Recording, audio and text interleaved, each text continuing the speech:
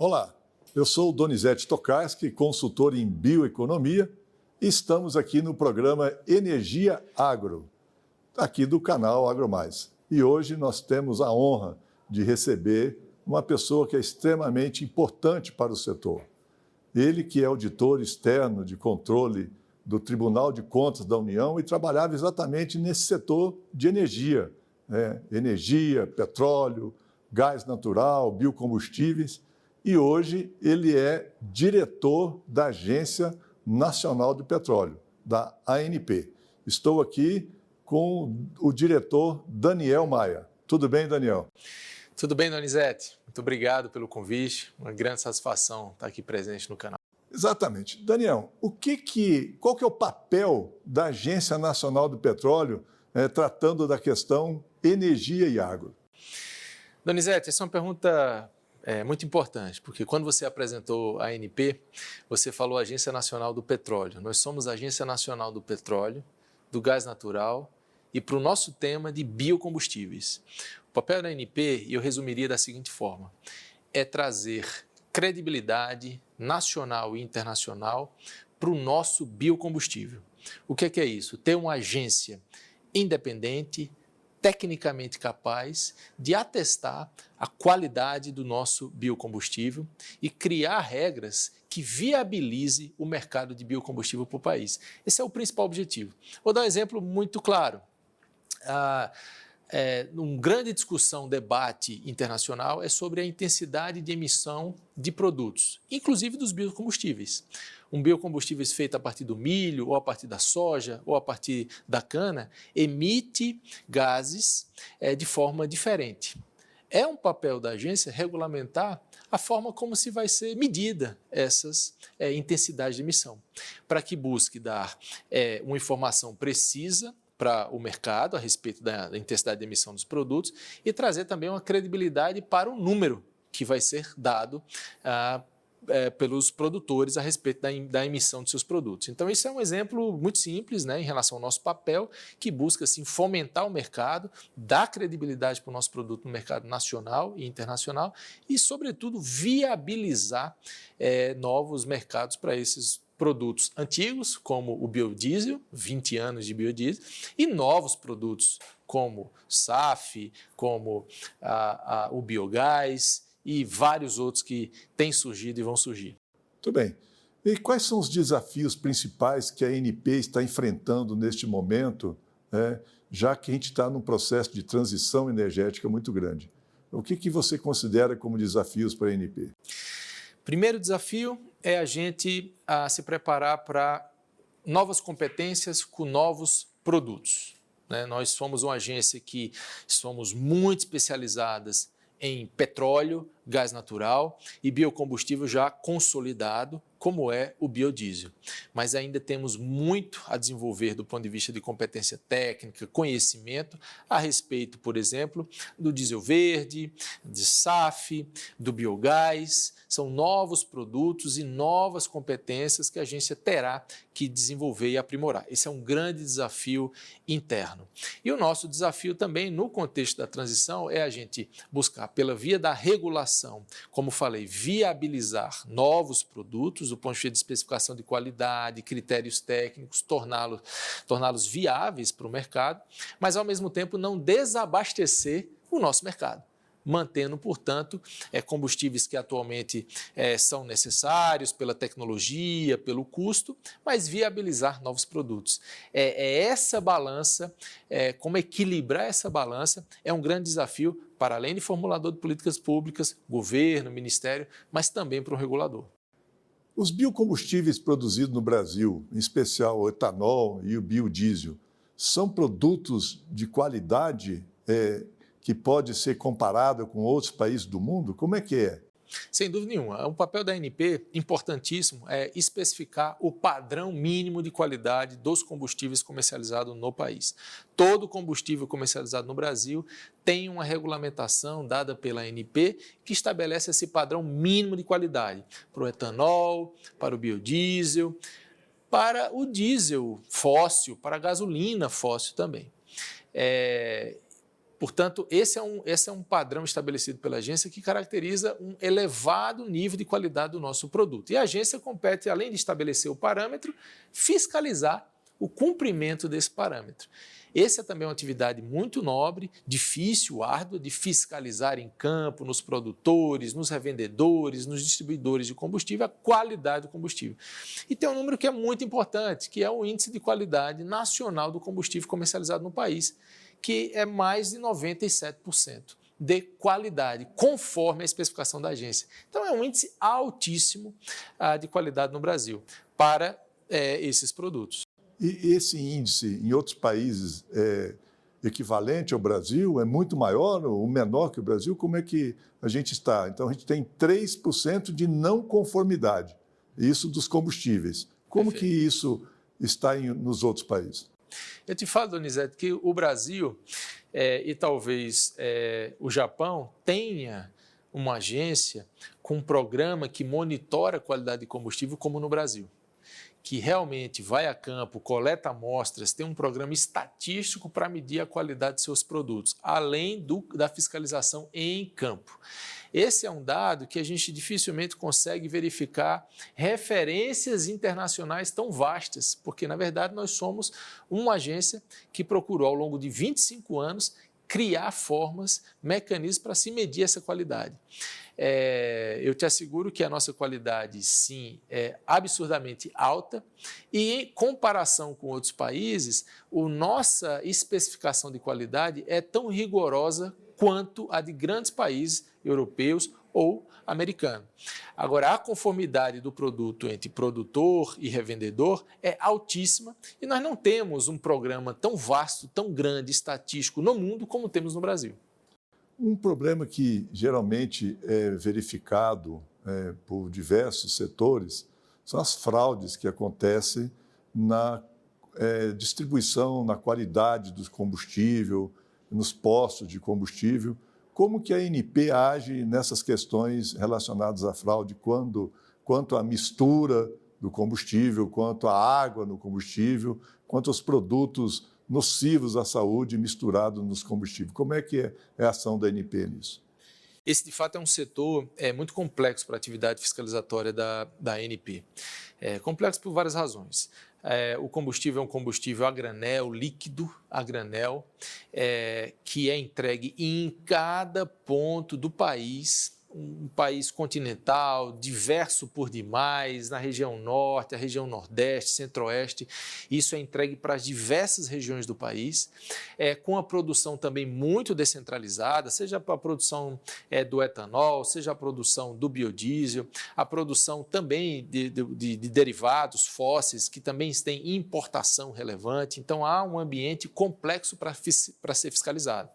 É uma multiplicidade de agentes muito grandes, são muitos produtores de biodiesel, muitos produtores de etanol, muitos produtores, distribuidores desses produtos também país afora e mais de 45 mil postos revendedores no país inteiro. Então, é um ambiente muito complexo para fiscalizar.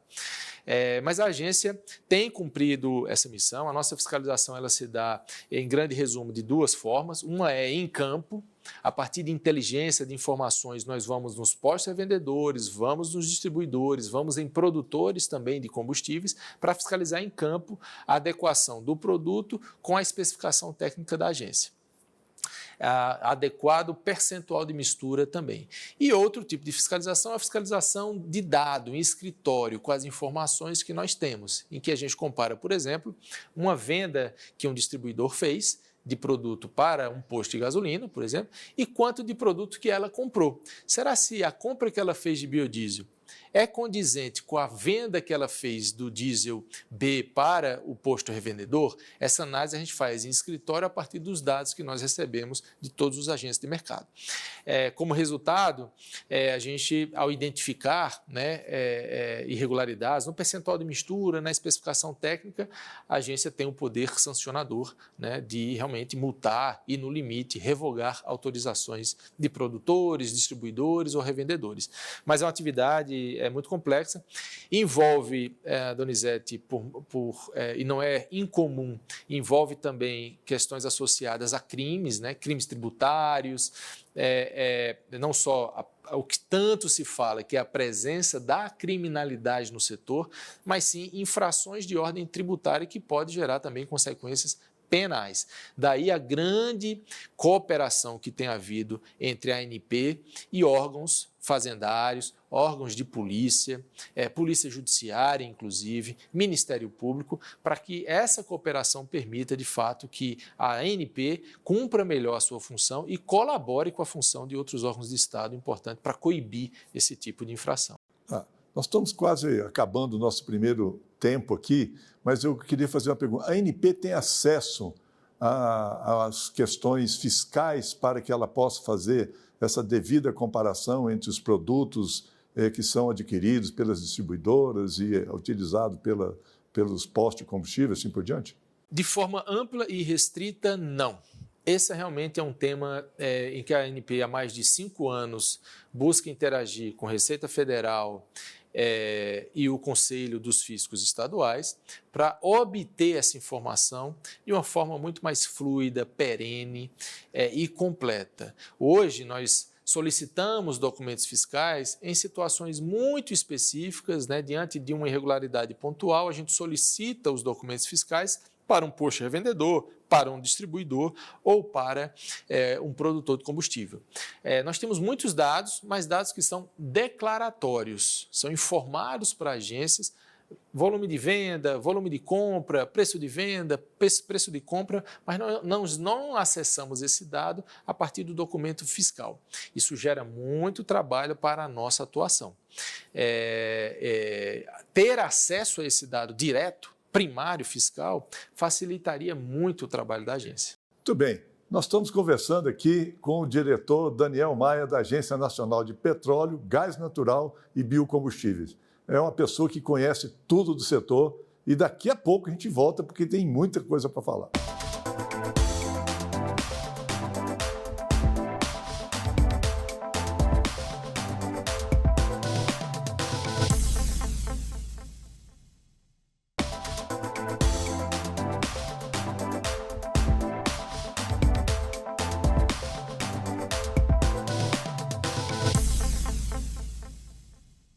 Muito bem, estamos de volta aqui com o programa Energia Agro e hoje eu tenho a honra de entrevistar aqui o diretor Daniel Maia, que é diretor da Agência Nacional de Petróleo, Gás Natural e Biocombustível.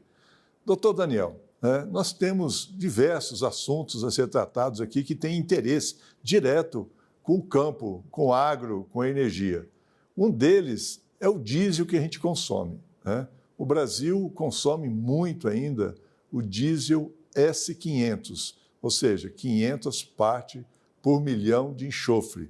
A cada 1.000 litros, praticamente, de diesel, meio quilo de enxofre é lançado na atmosfera, que é um poluente nocivo à saúde pública, como a própria ANP diz no relatório técnico lá, que tem também o HPA, que é cancerígeno, e uma quantidade muito significativa. O que está sendo feito pela ANP para acabar com o uso desse diesel S500 no Brasil, que é o diesel comum, todo mundo chama de diesel comum, mas que nos países do hemisfério norte praticamente já não existe mais. Então, qual que é o trabalho que a ANP está fazendo para acabar com o diesel S500 no Brasil? Muito bem, Donizete, esse é um tema de grande relevância do ponto de vista ambiental e de saúde pública, de fato, né? A agência está muito atenta a isso. Na revisão da nossa regulamentação técnica do diesel S10 e também do S500, a agência constituiu um grupo de trabalho para estudar um cronograma para a descontinuidade do S500. Quais são as grandes discussões associadas a esse tema? Por um lado, claro, a importância de partirmos para um combustível menos poluente, menos danoso. E claramente a saída do S500 para o S10, por exemplo, há um ganho ambiental, de saúde fenomenal. Por outro lado, há algumas discussões associadas ao custo disso. É possível substituir esse combustível mais poluente por um menos poluente? Em que velocidade para impactar menos o preço ao consumidor final? Eventualmente, os refinadores hoje têm capacidade de produzir mais S10 para substituir o S500. Nós dependeremos mais de importação do S10 com a descontinuidade do S500.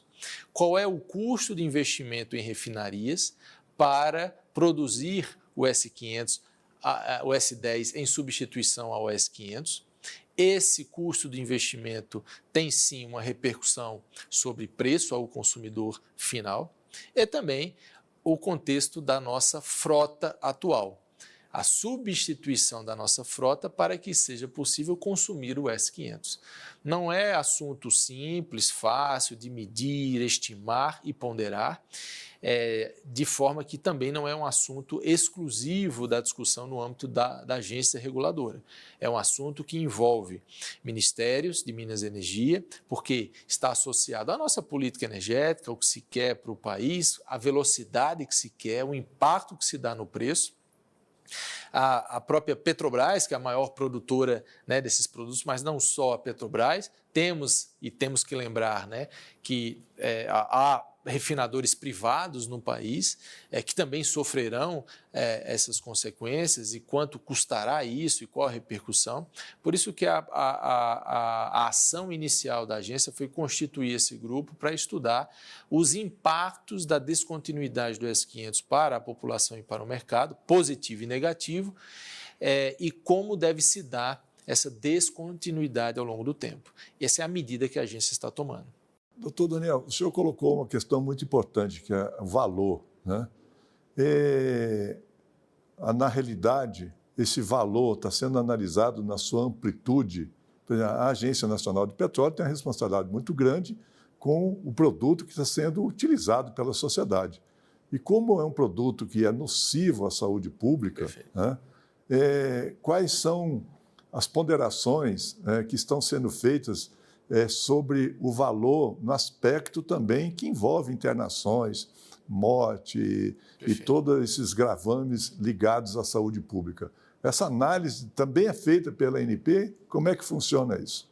Ou é só do ponto de vista dos equipamentos? Idealmente, numa análise de impacto, né, considerar todos os efeitos na saúde humana, nos custos das finanças públicas, seria o contexto ideal. Dificilmente vamos chegar, né, em botar em valores monetários tudo isso, a não ser que fizemos um baita de um trabalho econométrico que não sei se seremos capazes de fazer isso, Donizete. Mas fato é que, me parece, né, pelo menos na minha percepção inicial, é um produto hoje necessário para o funcionamento do país. Há frotas de caminhões que atuam nas rodovias do país, pegando produto, entregando produto em indústria para consumidor, A ausência desse produto hoje impacta em quê? Impacta em necessidade desses caminhoneiros, dessas empresas buscarem alternativas de caminhões para, sim, utilizarem um outro combustível. Quanto vai custar isso? É viável disso acontecer no curtíssimo prazo? Em quanto tempo isso é viável para impactar um pouco menos o custo ao consumidor, né? Ou até não interromper fluxos logísticos no país, sem prejudicar a população, do ponto de vista de deixar de receber produto ou receber produto muito mais caro, né? E segundo, quanto vai custar essa descontinuidade? Por exemplo, o biodiesel é um substituto desse S500? Em que medida? Em que circunstâncias? Em que condições? Não preciso, eventualmente, de um refinador produzir mais S10 na mesma proporção do S500 se eu tenho um aumento do teor de mistura do biodiesel. Quanto vai ser isso? em que medida um é substituto por outro. Temos recentemente publicado a Lei Combustível do Futuro, que fala de mandato para, além do biodiesel, para o diesel verde. Significa mais um produto dentro do mercado que eventualmente reduz a necessidade do S10, eventualmente não necessitando de tanto investimento para produzir mais S10 ao invés de S500. Então, são essas várias variáveis que é colocada na mesa e estudada as suas interações para poder tomar uma decisão. E reforço, é uma decisão que vai além de uma competência da ANP como reguladora do setor. Mas isso tem muito a ver com política pública. Ministério de Minas e Energia, Conselho Nacional de Política Energética tem um papel fundamental pelo impacto que isso gera para o país. Muito bem. Bom, doutor Daniel, já que estamos falando de biocombustível, de biodiesel, que o senhor colocou, hoje eu recebi diversas informações sobre a não retirada adequada das usinas de biodiesel dos volumes que foram contratados. E isso impacta em diversos setores. Veja só, o próprio presidente da Associação Brasileira de Reciclagem Animal me ligou perguntando o que está acontecendo no setor para diminuição da retirada de óleos, de gorduras animais das suas indústrias e das indústrias dos seus associados.